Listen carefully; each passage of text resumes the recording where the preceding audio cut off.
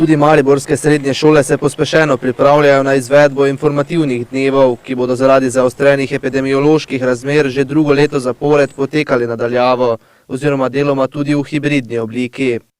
Pripravili smo različne delavnice, okrogle mize in pa predstavitve, ki bodo potekale preko spletnih aplikacij. Povezave do teh spletnih aplikacij so na naši spletni strani, pa tudi preko teh informativnih dni, ki pa potekajo preko kariernega sejma.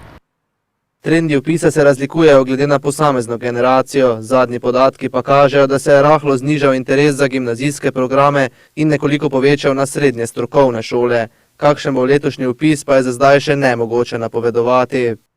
Veliko je zanimanja, zato ker so to poklici, ki so zelo zaposljivi, delodajalci pri nas iščejo njihove bodoče delavce, torej naše dijake, je pa tudi kar precej naših dijakov potem nadaljuje šolanje naprej.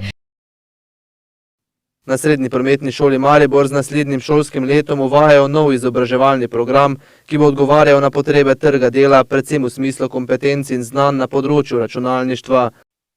In sicer je to tehnika elektronskih komunikacij, to je popolnoma nov program v tej vzhodnem delu Slovenije.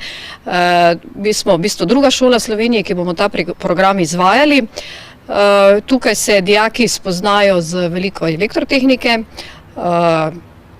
telekomunikacijami in pa seveda tudi malo spoznajo inštalacije in naučijo se osnov programiranja, tako da ta program je zelo, zelo zanimiv.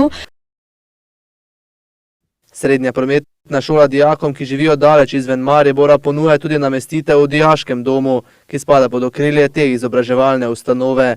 Seveda pa potem lahko se pri nas obiskujejo naš fitness, imamo strelišče in pa potem kasneje, ko zaključijo izobraževanje, se lahko pri nas vpišejo na našo višjo šolo.